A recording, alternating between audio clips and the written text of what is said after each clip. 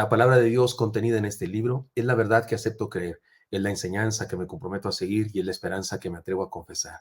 Nada me impide recibirla, nadie me evitará que la haga parte de mi vida y por ningún motivo dejaré de proclamarla.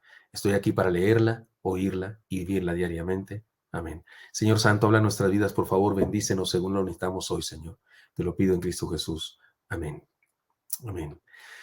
Recuerden, hermanos, estamos en esta serie que se llama Certidumbre en un mundo incierto, porque sí, ciertamente hay incertidumbre en el mundo en que vivimos. No hay seguro nada, no es seguro nada, no tenemos comprada la vida, las cosas cambian de una forma radical y veloz. El asunto económico en los países, las situaciones del planeta Tierra que aparentemente está protestando por todo lo que hacemos mal en él, con los incendios, huracanes, terremotos. Oremos mucho, por favor, por Turquía, Siria también. Oremos por lo que está pasando en el planeta y que el Señor nos bendiga y que nos use como iglesia para llevar certidumbre a la gente. Porque en medio de la incertidumbre, en medio de lo incierto, hay certidumbre. Estamos estudiando un pasaje que nos presenta lo incierto de la vida, pero también nos enseña lo que debemos ser para encontrar certidumbre en las promesas del Señor. Se trata del Eclesiastés, el libro que habla de la vanidad de la vida humana, de lo absurdo de las cosas, de lo absurdo de cómo acontecen las cosas. Pero no perdamos de vista que este libro casi al final dice, el fin de todo el discurso oído es este: teme a Dios y guarda sus mandamientos, porque esto es el todo del hombre. Como si dijera, después de habernos dicho que la vida es incierta y que todo es incierto, todo el libro habla de eso, como si al final nos dijera, pero hay una cosa cierta, pero hay una cosa absolutamente firme, que es Dios. Por eso teme a Dios y guarda sus mandamientos, porque este es el todo de tu vida. Este es el pasaje a la luz del cual debemos estudiar todo el libro, incluyendo el pasaje que estamos estudiando ahora. Y este es el pasaje que estamos estudiando ahora, se lo leo. Es el mismo Eclesiastés, por supuesto, pero ahora capítulo 11, versículos 1 al 8. Se los leo, dice así desde el principio. Echa tu pan sobre las aguas, porque después de muchos días lo hallarás. Reparte a 7 y aún a 8, porque no sabes el mal que vendrá sobre la tierra. Si las nubes fueren llenas de agua, sobre la tierra la derramarán. Y si el árbol cayere al sur o al norte, en el lugar que el árbol cayere, ahí quedará. Hasta ahí hemos estudiado este pasaje. Luego, hoy estudiaremos esto. El que al viento observa, no sembrará. Y el que mira las nubes, no segará. Como tú sabes cuál es el Como tú no sabes cuál es el camino del viento o cómo crecen los huesos en el vientre de la mujer encinta, así ignoras la obra de Dios, el cual hace todas las cosas. Por la mañana siembra tu semilla y a la tarde no dejes reposar tu mano, porque no sabes cuál es el mejor, si esto o aquello, o si lo uno o lo otro es igualmente bueno. Suave ciertamente es la luz y agradable a los ojos ver el sol, pero aunque el hombre viva muchos años y en todos ellos tenga gozo, acuérdese, sin embargo, que los días de las tinieblas serán muchos. Todo cuanto viene es vanidad. Eclesiastés 11, 1 al 8. ¿Qué les parece? Vayamos y recordemos las primeras enseñanzas. Ante lo incierto de la economía, la certeza del amor. Y lo estudiamos basados en eso de echa tu pan sobre las aguas y reparte. Y luego, bueno, y la conclusión final de esta enseñanza fue: enfrentemos lo incierto de la economía con la certeza del amor. Y ya que estamos en el mes del amor, pues digámoslo otra vez. Luego estudiamos esto: ante lo incierto de lo incontrolable de las circunstancias, la certeza de la fe. Si las nubes fueren llenas de agua, sobre la tierra derramarán. Si el árbol cayera al sur o al norte, en lugar del árbol, donde el árbol cayere, ahí se quedará. Ante lo incierto de las circunstancias, la certeza de la fe. En medio de todo, creamos, confiemos y esperemos en él. Vayamos a la tercera enseñanza. Ante lo incierto de la vida, la certeza del trabajo. Ante lo incierto de la vida, la certeza del trabajo. Podríamos decir también aquí una vez más, ante lo incierto de la economía, o ante lo incierto de la sociedad, o ante lo incierto de la política, o ante la certeza del trabajo. El texto dice: el que al viento observa, no sembrará, y el que mira a las nubes no segará. Eclesiastés 11:4. Yo quiero predicar, creo que así intento predicar siempre, de acuerdo a lo que dice Pablo en 2 Timoteo 3:16 y 17. Toda la escritura es inspirada por Dios y útil para enseñar, para redarguir, para corregir, para instruir en justicia, a fin de que el hombre de Dios sea perfecto y enteramente preparado para toda buena obra. Toda la escritura es inspirada por Dios y es útil. Y esta es escritura de la palabra de Dios. Esto es palabra de Dios. Debe tener una enseñanza para nosotros. Por eso quiero que nos concentremos en este versículo. Y lo uniremos a otros pasajes de la Biblia, tanto del Nuevo como del Antiguo Testamento, para estudiar. Antes que nada, leámoslo en otras versiones de la Biblia. Mire cómo dice, por ejemplo, la Nueva Traducción Viviente. El agricultor que espera el clima perfecto nunca siembra. Si contempla cada nube, nunca cosecha. La Nueva Versión Internacional dice, quien vigila el viento no siembra, quien contempla las nubes no cosecha. Y la traducción del lenguaje actual dice, si quieres sembrar, no te quedes mirando al viento. Si quieres cosechar, no te quedes mirando al cielo. ¿Qué les parece? La enseñanza es una clara exhortación al trabajo disciplinado, apasionado y responsable. O sea, no estés mirando solamente, no estés pajareando solamente, como se dice en mi rancho, ahí nomás así, moviendo los ojitos. Trabaja, es la enseñanza aquí. Y también es una crítica a la holgazanería con pretensiones de sabiduría. ¿A qué me refiero? Sí, es decir, la idea de que además de no trabajar, pone pretextos que pretenden ser sabios. No, es que no voy a sembrar porque no hay nubes suficientes. Entonces, por esa razón, si sembrarla y no hay lluvia, sácate, tú siembra. Si te quedas solo viendo, quieres un día perfecto, quieres que todo esté... Hay gente que dice, no ha aceptado un trabajo, sí, me han invitado a trabajar, pero no me convenía, no era el que yo quería, no me convenía. No, es que ese trabajo era muy esto, no, es que ese trabajo era muy lo otro. Espérate, no te quedes mirando el cielo ni las nubes. Esa es la idea aquí de este pasaje. Ahora, ante la pertinencia de este pasaje, conviene que hagamos un paréntesis y abordemos una miniserie dentro de nuestra serie. Abramos un paréntesis y podríamos llamarle a este paréntesis con esta enseñanza, con este nombre, perdón, de la miniserie dentro de certidumbre en medio de un mundo incierto. Podríamos ya tener esta serie mini adentro que se llamaría Teología del Trabajo. Teología del Trabajo. ¿Qué dice la Biblia sobre el trabajo? Y no pretendo aquí hacer todo lo que dice la Biblia, sería mucho tiempo sobre el trabajo. Si sacamos todos los textos de la Biblia que hablan de este asunto, habría varios libros que hacer.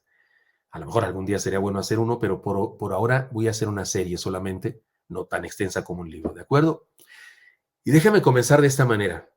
Existe una incorrecta pero muy popular idea sobre el trabajo. Hay personas que piensan que es un fastidio.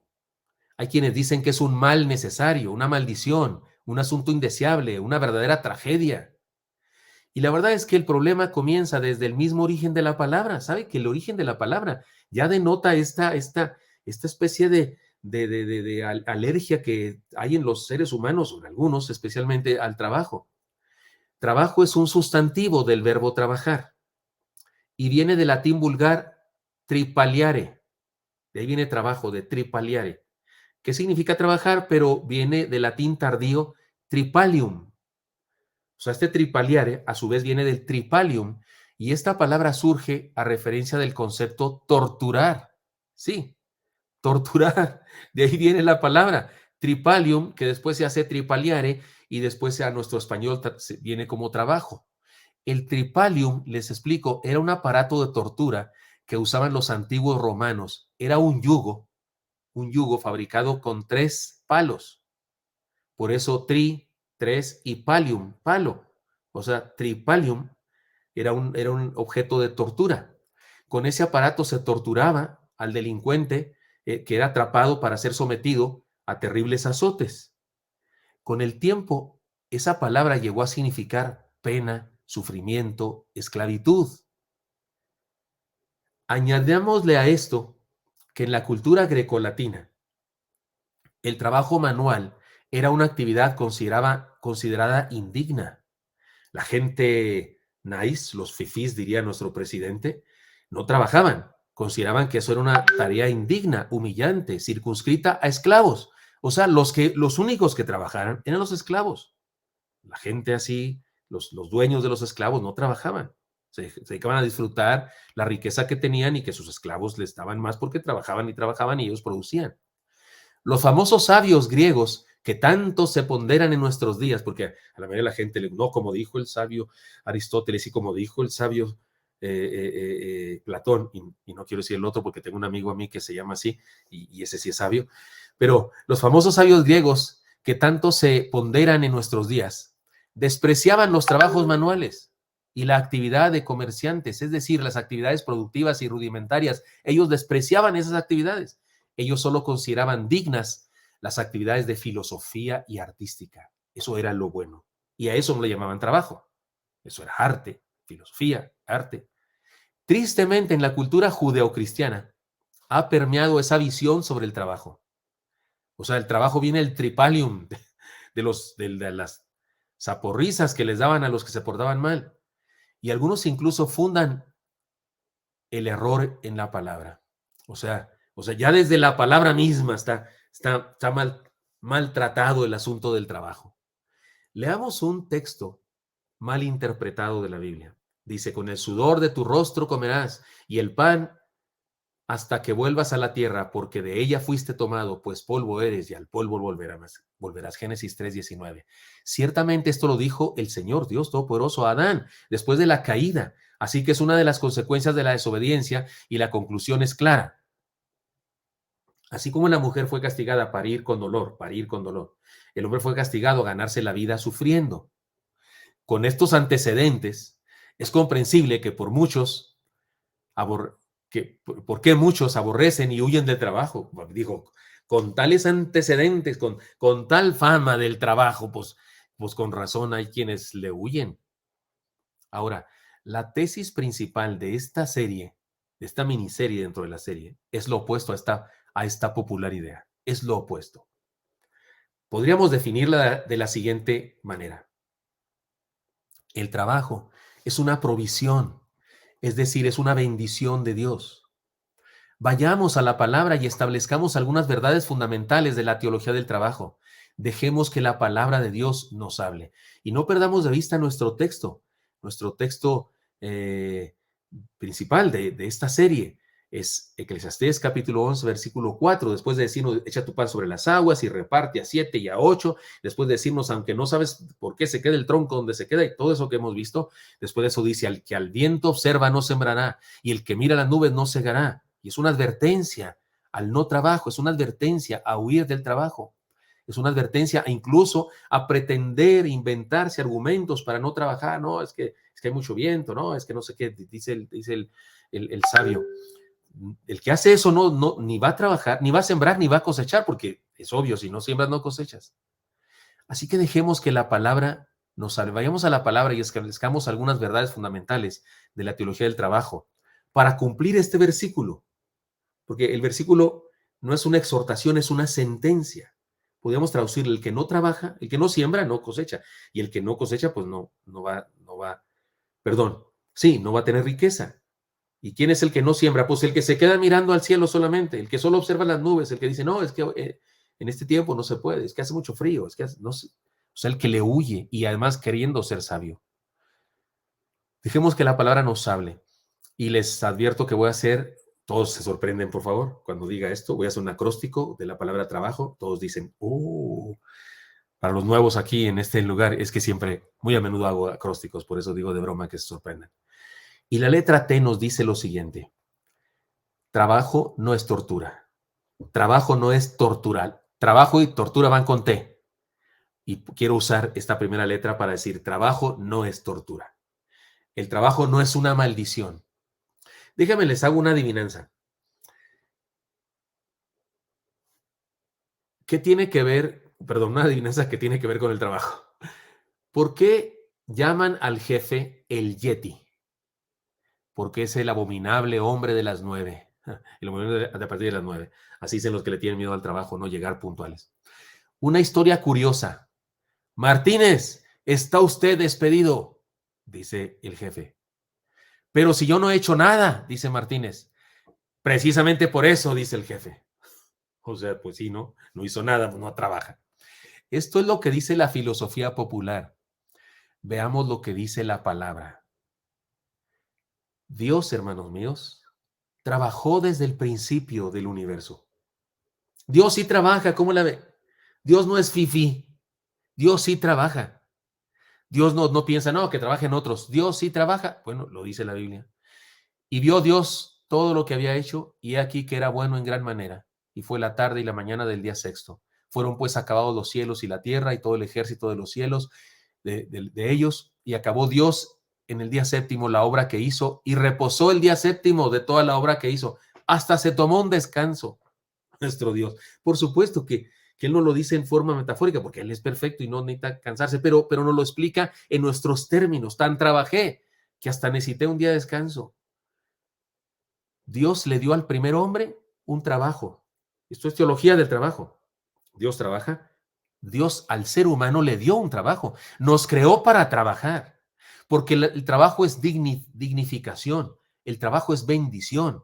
El trabajo es parte del huerto del Edén, porque antes de que Adán y Eva cayeran en pecado, ya trabajaban como parte de la bendición de haber sido creados por Dios. Mire cómo dice Génesis 2:15. Tomó pues Jehová Dios al hombre y lo puso en el huerto de Edén para que lo labrara y lo guardase. ¿Qué hubole? Como dicen en mi rancho, ¿qué hubole? ¿Para qué lo puso en el huerto del Edén? ¿Para que lo labrara? ¿Para que trabajara? Esa imagen que tenemos de Adán en una hamaca, así, y Eva haciéndole piojito, no trabajaban. El huerto era el huerto del Edén, pero era perfecto aquello, pero sí trabajaban. El trabajo no es parte de la maldición, no, es parte de la bendición. Lo que fue parte de la maldición, que fue que el hombre ahora tenía que esforzarse más y con el sudor del rostro tendría que extraerle a la tierra su riqueza, cosa que no era antes tan necesaria. Otra idea, el Señor dignificó el trabajo. Dice en Hechos 6:3. Buscad pues, hermanos, de entre vosotros a 7 varones de buen testimonio, llenos del Espíritu Santo y de sabiduría, a quienes encarguemos de este trabajo. El Señor dignificó el trabajo. Busquen y pone características de cómo deben ser, porque esto se lo dijo a los apóstoles, ellos son los que dicen estas palabras, pero por supuesto Dios habló con ellos, Dios trató con ellos. Debían de ser varones de buen testimonio, llenos del Espíritu Santo y de sabiduría. No era para cualquier persona, no señor, no cualquiera podía ser un diácono. ¿Y saben qué hacían los diáconos? Servían las mesas de las viudas, repartían despensas a la comisión de viudas que había en la iglesia, que se dedicaban a servir, a trabajar para la obra a estas mujeres, y había que repartirles su salario, su despensa, su honra, y había que hacerlo bien. Y había murmuración de que no están atendiendo bien a una hermana y a otra sí, no sé qué, y los apóstoles dicen, muy bien, entonces no, ya no lo haremos nosotros, busquen 7 varones que lo hagan bien para que les encarguemos de este trabajo. Ministerio de la iglesia, dignificador. Y era un trabajo práctico. Dios trabaja todavía. Es más, le dijo, Dios sigue trabajando. Sí, si no me lo quiere creer, lea conmigo Juan 5:17. Y Jesús le respondió, mi Padre hasta ahora trabaja y yo trabajo. Jesús sanó a alguien en sábado. Y criticaban a Jesús porque hacía milagros en sábado. Y él dijo, ¿por qué no? Si mi padre hasta ahora trabaja. Porque ellos en sábado no trabajaban, pero nada. Habían entendido mal el mandamiento de guardarás el día de reposo. Habían entendido pésimamente mal. Creían que era un acto religioso, legalista, una actividad que les daba prestigio, que les hacía ganarse puntos para llegar al cielo. ¡Qué absurdo! El guardar el sábado era descansar en Dios, confiar en Él, en que Él les daría lo que necesitaba, y descansaban en Él como Él descansó el séptimo día. Así que, hermanos míos, en primer lugar, dejemos de renegar y de hablar mal de lo que Dios creó como bendición. Dejemos de renegar y de hablar mal de lo que Dios creó como bendición. No sé cuál es tu trabajo, hermano.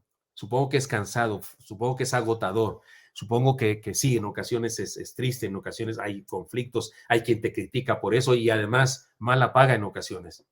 Pero te aconsejo que nos levantemos y vayamos a trabajar con gozo, con alegría, sabiendo que esto es de Dios, esto nos lo regaló Dios, esto lo inventó Dios para nosotros. Y dejemos de hablar mal del trabajo. Voy a ir bien rápido en esta siguiente enseñanza y tal vez la próxima semana le hacemos un repaso. La letra R nos enseña lo siguiente.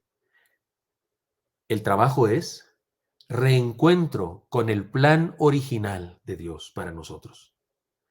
El trabajo fue una bendición en el huerto del Edén. Una historia curiosa. Voy a estar contando historias curiosas aquí. Una historia curiosa. Una señora pregunta al carpintero, ¿me podría hacer una mesita de noche? La señora, lo siento, señora, de noche no trabajo, dijo el carpintero. Perdone usted, disculpen el chistorete malo. Otra historia curiosa. Jefe, este mes me ha pagado de menos. Sí, porque el mes pasado le pagamos de más. Sí, un error se entiende, pero dos, jefe, pero dos. Perdón, no sé si lo captaron, vuelvan a estudiar. El trabajo no fue una maldición de la caída, ya lo mencioné, pero ahora lo decimos con más profundidad. El ser humano ya tenía una actividad laboral antes de ser expulsado del huerto, y esa actividad laboral era una bendición, un privilegio, una bendición de Dios. Les leo. Jehová Dios formó pues la tierra, toda bestia del campo, toda ave de los cielos, y lo trajo a Adán para que viese cómo les había de llamar. Y todo lo que Adán llamó a los animales vivientes, ese es su nombre. Y puso Adán nombre a toda bestia y ave de los cielos y a todo ganado del campo, mas para Adán no se halló ayuda idónea para él. Génesis 2, 19 al 20. O sea, las cebras se pusieron así mismas cebras. No, le pusimos los humanos. Y el elefante no se puso así el nombre, él ni sabe que se llama así. Nosotros se lo pusimos. Dios nos dio la orden de ordenar la tierra, de poner nombre a las cosas. Le ponemos nombre incluso al sol y la luna. Nosotros le pusimos nombre. Dios nos puso aquí a vigilar eso, a analizar cómo funciona, a aprender de las cosas que hay en el universo. Dios nos dio trabajo. Y en la vida humana, después del huerto, el trabajo sigue siendo una bendición de Dios. Para muestra, un botón. Aún después de la caída, el trabajo sigue siendo una bendición de Dios. Una muestra. Bienaventurado todo aquel que teme a Jehová, que anda en sus caminos. Cuando comieres el trabajo de tus manos, bienaventurado serás y te irá bien. Tu mujer será como vid que lleva fruto a los lados de tu casa, tus hijos como plantas de olivo alrededor de tu mesa. He aquí que así será bendecido el hombre que teme a Jehová. Bendígate Jehová desde Sión, y veas el bien de Jerusalén todos los días de tu vida, y veas a los hijos de tus hijos. Paz sea sobre Israel. Aquí hay una bendición para el ser humano, y la bendición se fundamenta en esto: cuando comieres el trabajo de tus manos. O sea, traducción, cuando lo que comas te lo has ganado esforzándote en trabajar. Bienaventurado serás y te irá bien. Hermanos, trabajar es ser bienaventurado. Tener un trabajo es ser bienaventurado.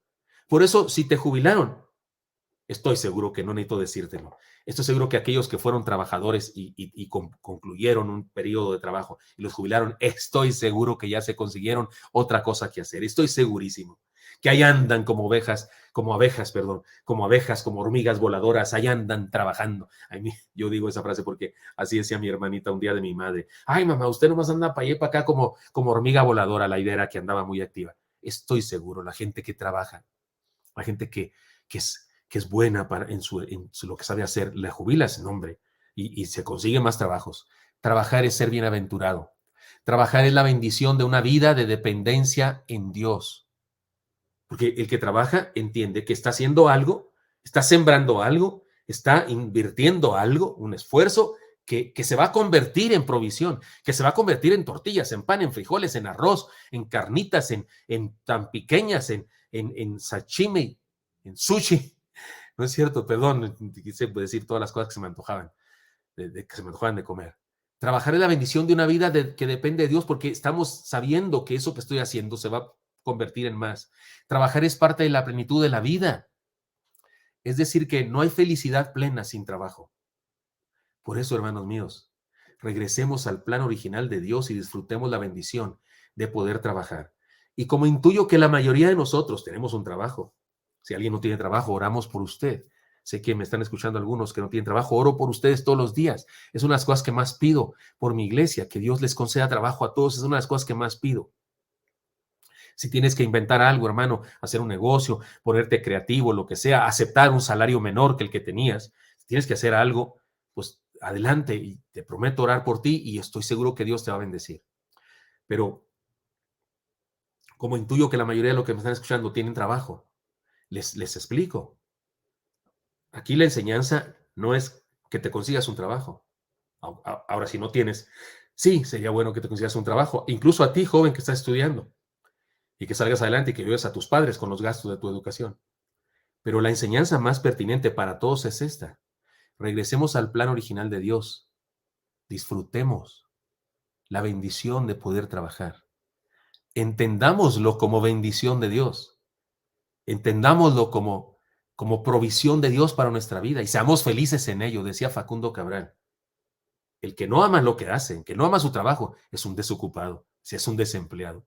Solo amando lo que haces, puedes de veras ser una persona feliz. No perdamos de vista otra vez nuestro texto que da origen a esta reflexión sobre la teología del trabajo. No perdamos de vista este pasaje que dice así, se lo leo una vez más. El que al viento observa no sembrará y el que mira las nubes no segará. El agricultor que espera el clima perfecto nunca siembra. Si contempla cada nube, no cosecha. Quien vigila al viento no siembra, quien contempla las nubes no cosecha. Si quieres sembrar, no te quedes mirando al viento. Si quieres cosechar, no te quedes mirando al cielo. Es parte de la vida cristiana. Es parte de, de la bendición de Dios hacer algo útil.